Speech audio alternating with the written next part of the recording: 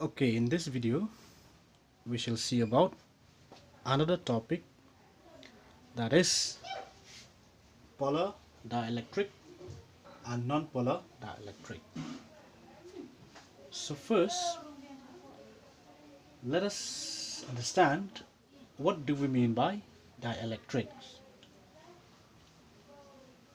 Any non-conducting material like glass, mica, wood, paper, etc., these are dielectrics.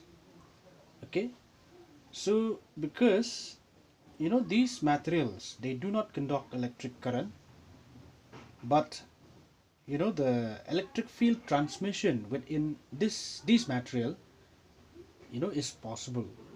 So because of that reason, we call such materials where conductions of electricity is not allowed, whereas the transmit of electric field is present, so we call them as dielectric.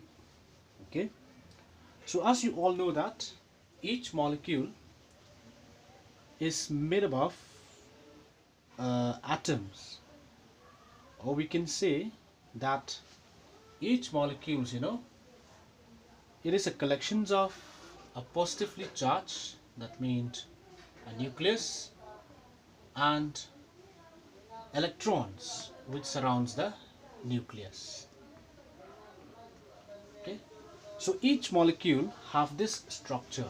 It has, it consists of a positively charged nucleus and the electrons and a clouds of electrons which revolve around the nucleus.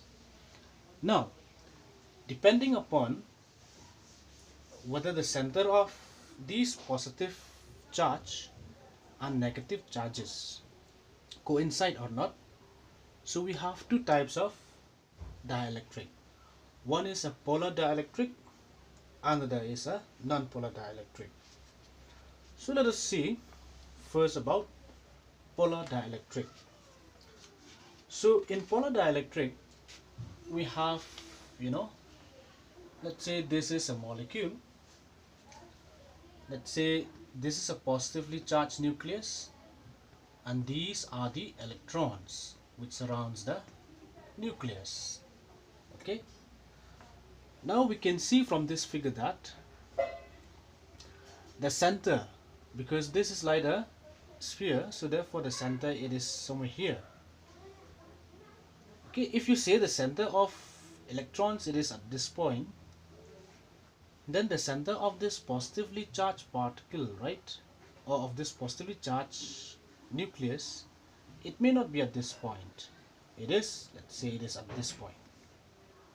So in this case, we see that the center of negatively charged particles, they are, it is lying at this point. The center of these negatively charged, it is lying at this point, and the center of the positively charged, it is lying at this point.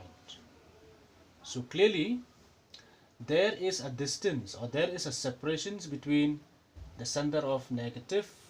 The center of negative is here, center of positive is here. So there is a separation between the center of positive and negative.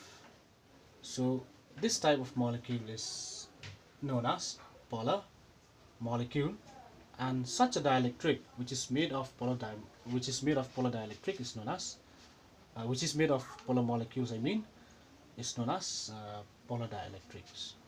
Okay, example of polar dielectric, it is like CO, carbon monoxide, water, hydrochloric acid, NH3, okay, like methanol, CH3OH.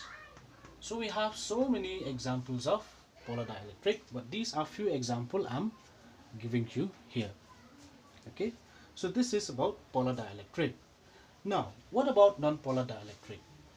Non-polar dielectric means, let's say this is a molecule. If the center of positive nucleus, it is at this point, and also the center of all these electrons or all these negative charges, it is also at this point. So it means the center of positive and negative charges are at one point. So here we can say that there is no separation between their centers. So when there is no separations between their centers, then we call such a molecule as a nonpolar dielectric. Okay, example of nonpolar dielectrics are like hydrogen, nitrogen, what else we have, oxygen, carbon dioxide, okay, etc. So these are the examples of nonpolar dielectric molecules. And a material which is made up of these nonpolar molecules, it is known as a nonpolar dielectrics. Okay, so again, this is a polar dielectric, this is a nonpolar. So in polar dielectric we see there is a separations between a center of positive and negative charges. So when there is a separations between the positive and negative charges, we say that like this is my negative charge, this is my positive charge. Okay, this is the distance. So because of this separation, right, this behave like an electric dipole. If you remember, in an electric dipole we defined as a system of two equal and opposite charge. So in an electric dipoles we have what? Electric dipole moment. And the electric dipole moment, it is actually directed from negative to positively charged. And we denote the electric dipole moment by the letter P. So since it is a vector, so we write P arrow. So please remember, in a polar dielectric, right, there is an electric dipole. Whereas in case of a nonpolar, right, we see the separations between the positive and negative, right, it is zero. So in a nonpolar we don't have such a dipole moment. So from here we say that a polar dielectric possesses a permanent electric dipole moment, whereas a nonpolar dielectric do not possess such a permanent dipole moment.